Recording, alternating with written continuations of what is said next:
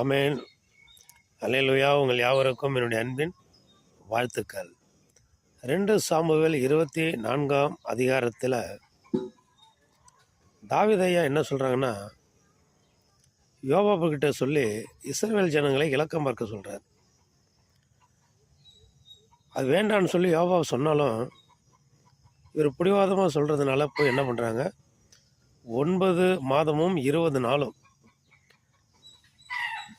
தான் முதல் பெயர் சோபா வரையில் போய் என்ன பண்ணுறாங்க, எல்லா ஜனங்களையும் இலக்கம் பார்க்குறாங்க, எவ்வளோ பேர்னு சொல்லி என்றாங்க. இது கர்த்தருக்கு என்ன பண்ணிடுது, கோபத்தை உண்டாக்கிடுது.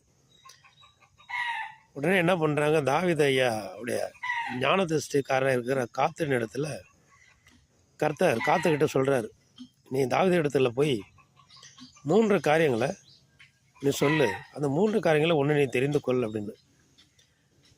என்ன காரியம்னா, 7 வருஷம் தேசத்தில் பஞ்சம் உண்டாகும். அப்படி இல்லைன்னா 3 மாதம் சத்துரு உன்னை பின்தொடர்ந்து வருவார்கள். அப்படி இல்லைன்னா இன்னொன்று, தேசத்தில் வாதையை அனுப்புவேன்னு சொல்லி. இது 3 சொன்ன தாவீதை என்ன பண்ணுறாங்க, ஐயோ நான் பொல்லாத இடுக்கண்ணில் அகப்பட்டு கொண்டேனே, நான் கர்த்தருடைய சார்பிலே கர்த்தருடைய கையில் விழுவேனாக. இந்த 3ஐயும் அவர் தெரிந்து கொள்ளலை. 3இல் ஏதாவது ஒன்று வேணும்னு அவர் சொல்லலை. இந்த 3 காரியமும் இடுக்கண்ணா இருந்தபடினாலே நான் பாவம் செஞ்சிட்டேனே, இடுக்கல்ல அகப்பட்டேன்னு சொல்லி நான் கர்த்தருடைய கையில் விழுவேனாகன்னு சொல்கிறார். உடனே கர்த்தர் என்ன பண்ணுறாரு, வாதையை உண்டாக்குகிறார். அந்த தேசத்தில் வாதையை உண்டாக்கிறார். அதனால் பாருங்கள், 70,000 பேர் அந்த தேசத்தில் இறந்து போகிறாங்க. அவர் இலக்கம் பார்த்த ஜனங்கள் எவ்வளோ பேர்னா,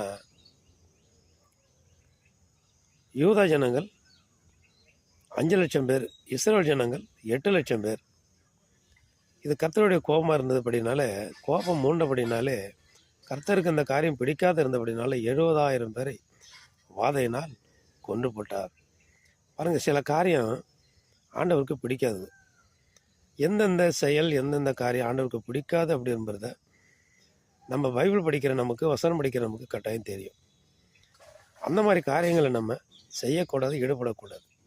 அப்படி அந்த மாதிரி காரியங்களை நம்ம ஈடுபட்டு துணிகரமாக செஞ்சால் இப்படியாப்பட்ட சில புலாப்புகளுக்கு, சில ஆபத்துகளுக்கு, சில விபத்துகளுக்கு, சில சஞ்சலங்களுக்கு, சில கண்ணீர்களுக்கு, சில துக்கங்களுக்கு நாமும் உட்பட வேண்டியதாக இருக்கும்.